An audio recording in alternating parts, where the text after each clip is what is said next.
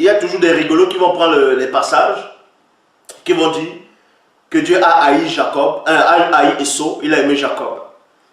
Et que Jacob ne va jamais être restauré. Ah non, plutôt, Esau ne sera jamais restauré. Qu'on a haï Esau, on a aimé Jacob. Et que Esau, mais ce que vous ne savez pas, c'est que Isaac, lui, il préférait Esau.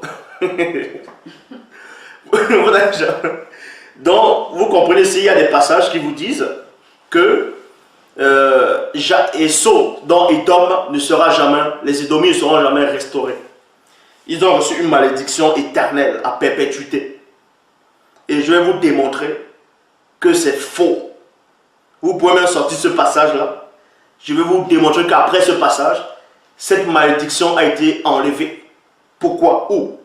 On va dans le livre de Marc, ce que vous appelez le Nouveau Testament. Or, la malédiction d'Édom, c'était dans ce que vous appelez l'Ancien Testament. Maintenant, on va dans ce qu'on appelle le Nouveau Testament. Marc, le livre de Marc, chapitre 3, versets 9 à 10. Mais avant d'aller dans verset 9 à 10, on va d'abord dans Marc, chapitre 3, verset 7. Il est dit, mais Jésus, bon, on donne ça le nom, la cadeau. Mais Jésus se retira avec ses disciples vers la mer. Vers la mer. Et une grande multitude venant de la Galilée et de la Judée le suivit. Point. Donc, une grande multitude venant de la Galilée et de la Judée le suivit. Suivit qui? Le Christ.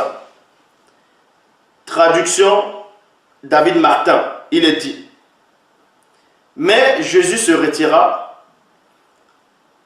avec ses disciples vers la mer, virgule, et une grande multitude le suivit de Galilée et de Judée et de Jérusalem, virgule, et d'Idoumée. Tapez le mot Idoumée. Idoumée, c'est où? Idoumée, c'est quoi? Idoumée, c'est Édom. Idoumée, c'est Édom. On va vous donner la version qui dit ça. Et au-delà de Jourdain. La version qui dit dans Marc, chapitre 3, verset 7, à la place d'Idoumée, c'est Édom. C'est dans la Bible Chouraki. La Bible Chouraki.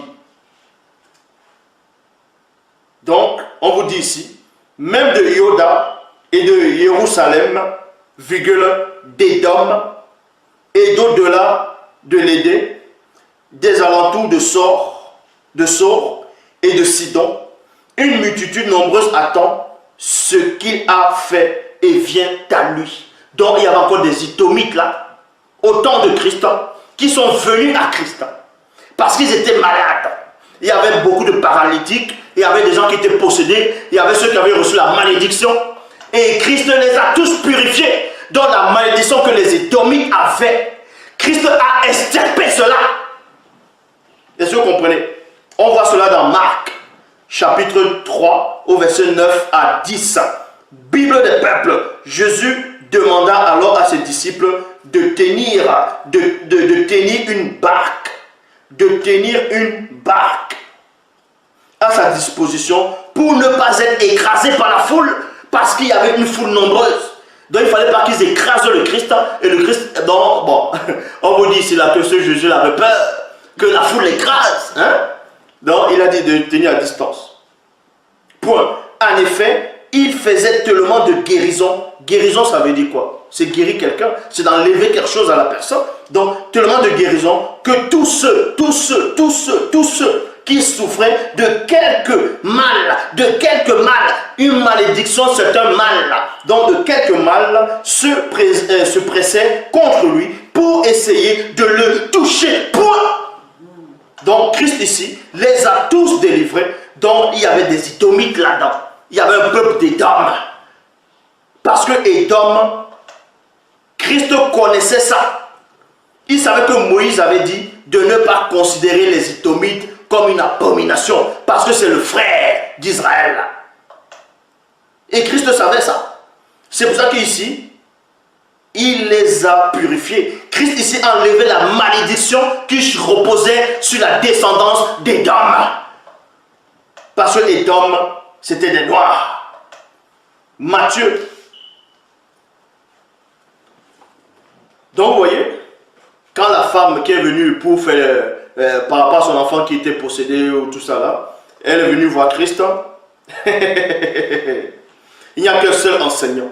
Donc, quand la femme est venue voir Christ, la femme a dit, bon, la guérison, Christ a dit, il est venu uniquement pour les brebis perdues de la maison d'Israël. Donc, il est venu uniquement pour les Noirs. Parce que cette femme-là qui est venue demander le miracle n'était pas une femme noire. Dans d'autres versions qui ont été mal traduites, dans d'autres passages, dans d'autres évangiles, on dit que c'était une Cananéenne. C'est faux. Les Cananéens, c'était des Noirs. Mais cette femme était sérophénicienne. Sérophénicienne, même si vous vivez dans la ville, dans le territoire des Cananéens, c'est comme les aborigènes. Les aborigènes qui sont en Australie, ce n'est pas des blancs, puisque ce sont des autochtones. Donc, la femme sérophénicienne n'était pas une Cananéenne. La version qui dit Cananéenne, c'était faux. Donc, on vous dit ici que Christ a refusé d'accomplir le miracle, de délivrer l'enfant de cette femme sérophénicienne parce qu'il est venu uniquement pour le peuple d'Israël. Maintenant, il dit le peuple d'Israël. Et ça, c'est faux. En gros, il est venu pour le peuple noir. C'était comme ça. C'est pour cela que même Édom a reçu la guérison. Parce que si Christ était venu uniquement pour la branche d'Israël, les Édomites ici, dans Marc chapitre 3, verset 9 à 10, n'allaient pas être purifiés.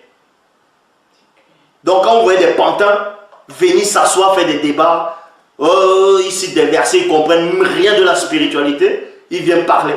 Non, le peuple d'Israël est le seul peuple de Dieu, seul Israël a reçu la loi, il n'y a qu'un seul enseignant, c'est celui qui est en face de vous, que ça vous dérange ou pas, parce que vous êtes des racistes. Et je dis encore, que tu sois métis, que tu sois blanc, peu importe ton origine, peu importe ta couleur, quand tu acceptes la parole de l'Oba, tu l'appliques jusqu'à quitter le visible, tu seras sauvé. Point.